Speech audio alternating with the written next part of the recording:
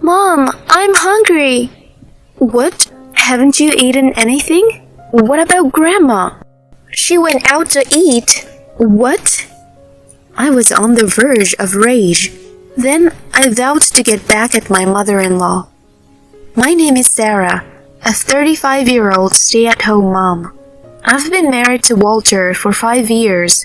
We used to work together at the same company.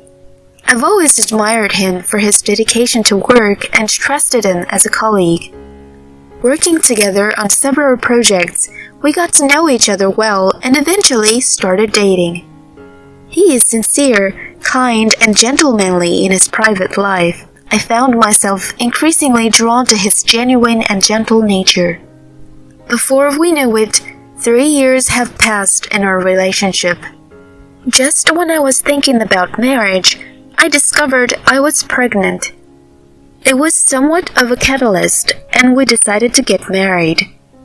Even though the pregnancy came first, I've always wanted to spend my life with you. Let me properly ask you, will you marry me? He said this as he handed me the ring. I was so happy that he proposed properly, and I thought how sincere and dutiful he was. I am looking forward to our life together. I thanked him and looked forward to our married life. Then we immediately went to meet each other's parents. My parents quickly recognized his good nature and felt reassured. I was glad they approved of him. Next, we visited Walter's parents, but that's where I faced a problem. Walter's mother, Tiffany, didn't take to me. Nice to meet you. I'm Sarah. I greeted her cheerfully and politely. Walter's father, Steve, greeted warmly with a smile, but Tiffany just frowned and didn't even respond. Is she upset about something? As I thought this, she said, "So, this is a shotgun wedding, huh? Isn't that a bit improper?" Excuse me? Walter and I were shocked by her abrupt comment. Why would you say that? He retorted, visibly annoyed. It shows a lack of responsibility in your relationship. Even if you get married, I'm sure you'll end up divorcing. It's embarrassing to have a wedding and then tell everyone you divorced. Plus, you'll end up just paying child support and feeling miserable. Her words were too harsh. How could she say something like that so casually? Walter clenched his fists, looking at his mother. After all, you've never been good at making smart decisions. That's why I have to. Steve interrupted her at that point. Enough, Tiffany. Whatever the circumstances, it's not right to speak like that about a happy occasion like marriage. Walter and Sarah are the ones getting married, and they're at an age where it's not odd for them to have children. They both have stable jobs. There's no problem here. His words finally quieted her. Walter then followed up. We were serious about marriage from the start. The pregnancy was just a catalyst. We are ready and responsible for this marriage. Whatever. Do as you please, she said disinterestedly. After this exchange, I found it hard to like her. Thankfully, Steve helped smooth things over, and the rest of the family meeting went well. We got married and had a lovely wedding. With a baby on the way, I decided to quit my job and focus on being a homemaker. Life with Walter was joyful and time flew by. He remained incredibly kind to me after our marriage. I got us some cake. Oh, is today some special occasion? No, I just saw a cake you might like and wanted to say thanks to all the housework you do. I loved that he always expressed his gratitude. Walter also always complimented my cooking, and on weekends he'd cooked for me. Tonight's dinner is beef stew. Let's enjoy a non-alcoholic sparkling wine to set the mood. Oh, that sounds great. This looks delicious. He was always considerate, especially since I was pregnant. I gave birth to a healthy baby girl whom we named Lisa. Walter and I were typical doting parents, constantly admiring how cute she was. Our love for her knew no bounds. I'm going to work even harder. I want to make our family of three's life better and better. Thank you, honey. Keep up the great work as the head of our family.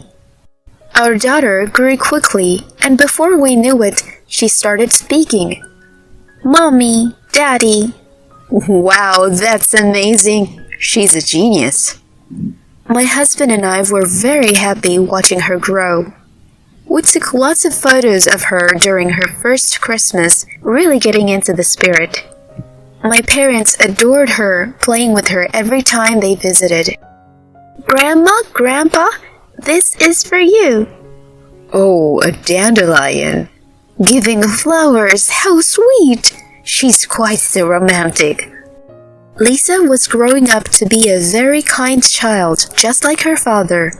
She would approach other children in the park and play with them. Seeing her make friends and play energetically was reassuring. Time passed, and she turned 5. But then a very sad event occurred. My father-in-law, Steve, passed away. He fell ill suddenly and didn't make it. Walter, Tiffany, and I were all deeply saddened. Tiffany was so upset that it was worrisome. The funeral arrangements were efficiently handled by Walter's sister, Heather. She's incredibly smart and capable, and I have a lot of trust in her. Walter had always told me how amazing she was, and she certainly lived up to that. After Steve's death, we had to start looking after Tiffany. Walter would regularly visit her to check in. Our house wasn't far from hers, so he made sure she was okay and didn't fall or anything while alone. I'm home. Welcome back. Dinner's ready. Thanks. You look tired. Is work tough? Oh no, it's not work. It's dealing with Mom afterwards. Oh, right. She keeps complaining about the neighbors bragging about their hobbies, thinking it's a dig at her for losing her husband, and stuff like that. She's got a lot of these paranoid complaints. That sounds tough. After work, he would visit his mom, and he looked really exhausted. He was not only listening to her complaints, but also running errands for her, buying things that were only available at department stores. It was a lot of effort, and she would even complain about him being late. Maybe you shouldn't push yourself so hard. If I don't, she'll keep sending messages and calling. That's troublesome. Walter had a senior position at work, so he was often busy with work-related calls. If Tiffany kept calling or messaging, it could bury important work communications. I couldn't help much since I was taking care of Lisa, but seeing Walter so tired, I felt we had to do something. Amidst of all this, something happened. Tiffany injured her foot at home. She twisted it on the stairs and had to call an ambulance herself. When Walter rushed to the hospital, she was furious. You were so late. I had to call an ambulance myself. What if I had passed out or remained fallen? I might need care for my injured foot. The doctor said she wasn't hurt at all, no need for rehab, let alone care. Still, she made such a fuss and even demanded to move in with us. She wants to live together with us? Of course, I said no, but she keeps messaging me about it, really driving me nuts. He was clearly stressed. As his wife, I thought about how to reduce his burden. Don't go to her place after work anymore. Let's go together on weekends. As for living together, let's firmly say no. Are you sure? You don't like her much. That's true for you too. Let's also invite Heather and her child. Tiffany might enjoy that. Yeah, that's a good idea. He seemed relieved. After explaining the situation to Heather, she agreed to regularly join us on weekends. So, Walter and I, Heather, and her son started visiting Tiffany together. She seemed happy with the lively atmosphere, being alone otherwise. It's always so much fun when everyone comes over. I wish we could all live together. I was glad she was in a good mood, but something still bothered me. It was her remarks to my husband. You've always been poor at academics. Heather went to a prestigious university and landed a job at a major company, but you... She often belittled him like this. She adored Heather for her success and doted on her son. Oh, you're so clever, just like your mother. Listen to your mother. That way, you won't go wrong. I honestly thought her discriminatory attitude was not okay. My husband's fatigue was likely due to her overtly negative behavior and being constantly compared to his sister every time they met. I felt sorry and grateful for him enduring this while working hard and not burdening our family. My husband is truly a kind and sincere person. Months after we started visiting Tiffany regularly, she made this suggestion. As a thank you for always coming over, why don't the adults go out for dinner tonight? I'll take care of the kids. What? We were all surprised by her suggestion, but it was a welcome one. I have wanted to have a leisurely meal with Heather, and it had been a while since my husband and I dined out, so we took her up on the offer. We enjoyed our meal, chatting and having a good time. Around 9 p.m., we decided to head back. But when we arrived at Tiffany's house, something was off. She and Heather's son were nowhere to be seen. Only our daughter, Lisa, was in the living room watching TV while sitting on the sofa. Where's Grandma? Why are you alone? Mom, I'm hungry. What? Haven't you eaten anything? What about Grandma? She went out to eat. What? I was on the verge of exploding with anger. Both my husband and Heather were speechless. What is she doing? Then Tiffany returned nonchalantly with Heather's son. Oh, you're back already. Mom, what are you thinking? Leaving Lisa and going out? Well, I wanted to dine with my grandson. Oh, wait a minute, Mom. You took my son and left Lisa behind? Don't be so upset. Lisa is 5. She can stay alone. It's not okay to leave her alone at night. And why didn't you take her to dinner? It's a waste of money to feed her. I only wanted to spend money on the capable ones. I was furious, as was my husband, and even Heather was taken aback. She had always been aware of her mother's favoritism towards her and felt it was wrong. That's why she was always concerned about Walter, and they had a good sibling relationship. This incident left all of us furious with Tiffany, and we vowed to get back at her. After the ordeal, my husband and I prepared for the next move. Once everything was ready, we made a proposal to Tiffany. Mom, how about we live together, like you've always wanted? Oh, are you sure about that?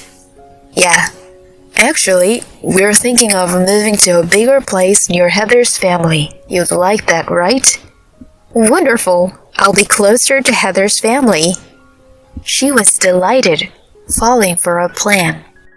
We moved to a new rental with plenty of private space. Lisa was thrilled to have her own room, and I resolved to always protect her, especially with Tiffany around. As a stay-at-home mom, I could always be with her. Once we started living together, Tiffany immediately began ordering me around. Sarah, make me some coffee.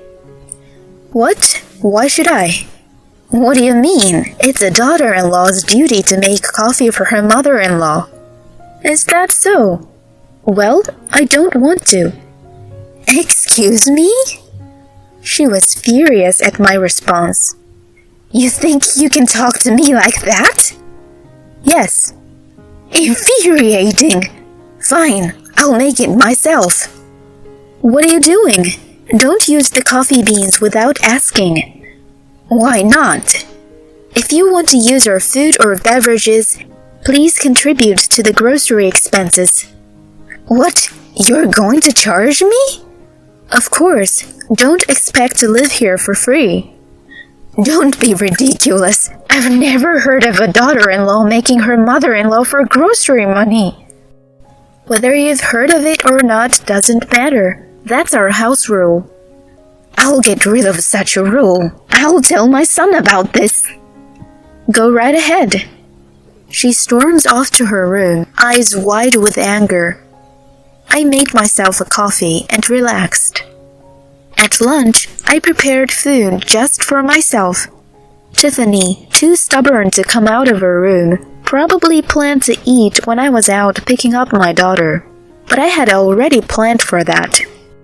In the afternoon, I went to pick up Lisa from kindergarten, and then we leisurely shopped at the supermarket.